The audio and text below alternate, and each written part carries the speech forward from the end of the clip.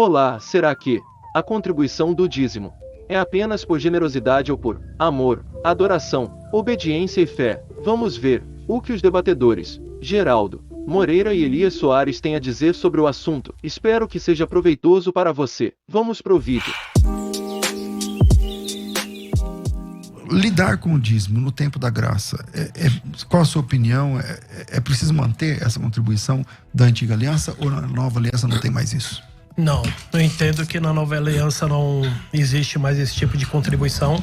Existe sim outros tipos de contribuições, mas não como o dízimo. Uma coisa que nós temos que entender é que Frank Viola, no seu livro Paganismo Cristão, ele fala que o dízimo é bíblico, porém o dízimo não é cristão. E quando entendemos essa passagem, também entendemos essa vertente que ele colocou, também chegamos a entender que o dízimo cristão hoje não é bíblico.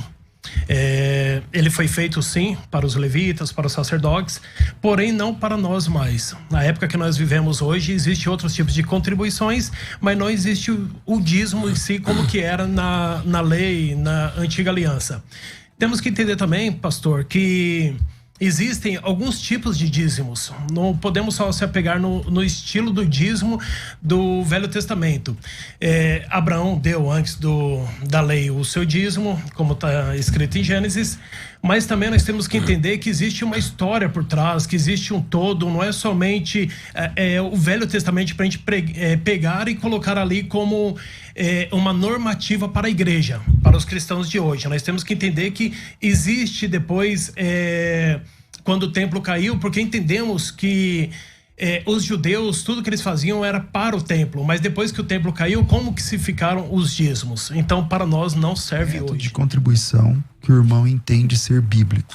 Então, eu entendo que é o seguinte, temos que ser generosos, pastor. Por quê? Porque se eu pego uma pessoa rica hoje, 10% para ela não faz falta de nada, 10%. Mas se eu pego aquela pessoa que está num estado de calamidade ali, 10% dessa pessoa pode ser tudo. Então eu não posso colocar essa norma junto dessas pessoas. Eu posso explicar sim para essa pessoa que ela pode contribuir conforme está no coração dela. Ela pode contribuir se ela... um exemplo simples. Eu estava assistindo um debate do senhor com o pastor Lucas.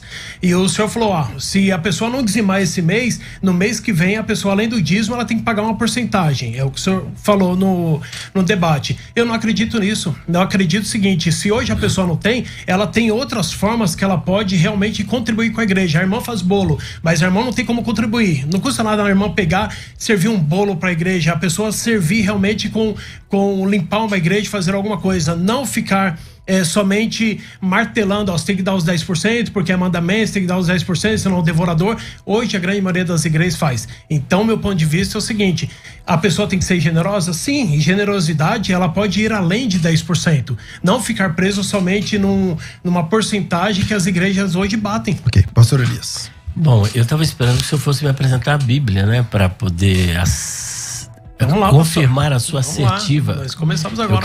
Ele perguntou para o pastor qual o meio normativo, biblicamente falando, de contribuição para a manutenção do ministério.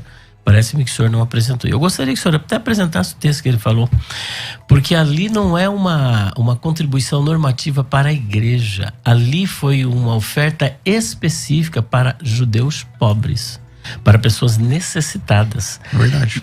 Porque onde diz para trazer o dízimo, também diz que é para trazer as ofertas. Se nós excluímos o dízimo, também devemos excluir as ofertas. Por que excluir o dízimo e não a oferta, se o problema lá em Malaquias é dízimo e oferta? Então, se excluir um, tem que excluir o outro. Então, eu acho assim, 2 pesos e 2 medidas. Ainda está faltando o senhor apresentar o texto de uma contribuição normativa para a igreja. Esse texto não tem, meu querido. Nós estamos trabalhando com as escrituras, pastor. Sim.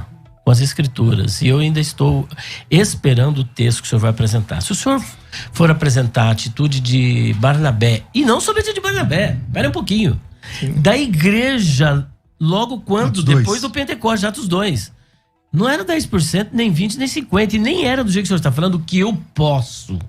Porque se for o que eu posso, eu nunca posso. Ninguém pode. Dízimo, em primeiro lugar, pastor, eu deixei tudo isso, é uma questão de fé. Segundo, é uma questão de adoração. Terceiro lugar, além de adoração, é uma questão de gratidão.